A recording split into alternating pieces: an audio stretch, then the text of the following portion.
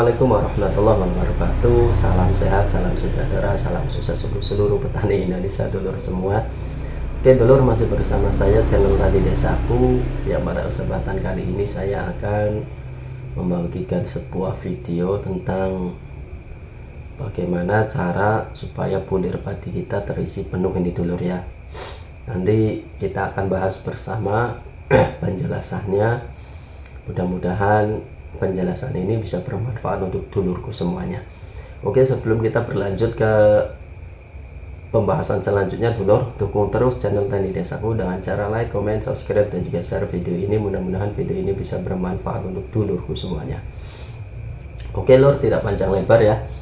Kita di sini akan membahas tentang bagaimana sih cara bulir padi kita supaya terisi, bernas, dan full sampai pangkal. Itu ada beberapa faktor yang mempengaruhi lur ya.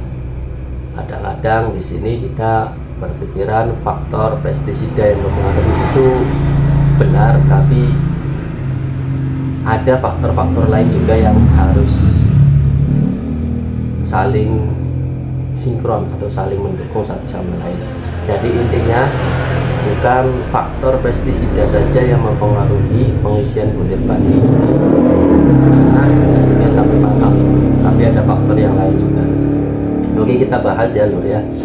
Untuk menjaga padi kita supaya bulir padinya bernas dan juga terisi sampai pangkal, kita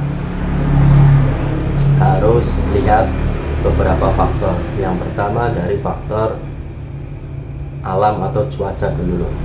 Kalau cuacanya mendukung, cuacanya bagus, insya Allah padi kita juga akan baik pertumbuhannya dan juga akan baik pula pengisian bulirnya.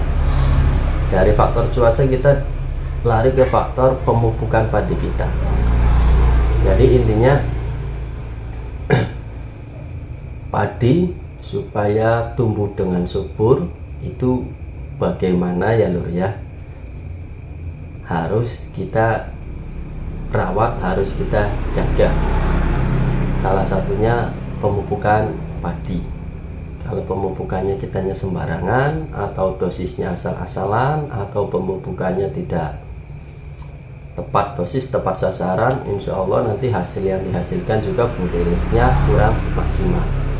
Jadi yang faktor yang kedua yaitu tentang masalah pemupukannya harus tepat dosis dan juga tepat sasaran.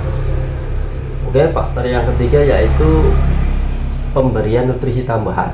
Nah ini dia lur, pemberian nutrisi tambahan ini salah satunya yaitu kita masukkan nutrisi melalui sistem semprot.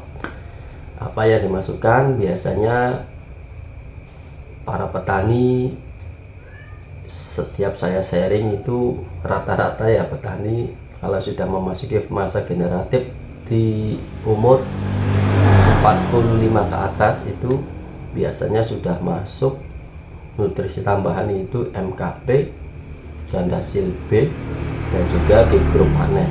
Tapi ini tidak semua petani lur ya. Kadang-kadang petani ada yang menggunakan Gandasil B saja satu, ada yang menggunakan MKP nya saja satu.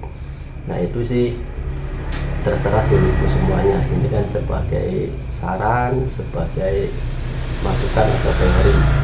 Dan yang terakhir yaitu menjaga daun bendera padi kita supaya tetap jauh, tetap subur, tidak terserang penyakit apa-apa itu daun benderanya, apakah itu malainya dulu ya, supaya benar-benar terjaga dengan baik, dengan subur. Insya Allah nanti pengisian bulir padi kita itu full dan juga bernas.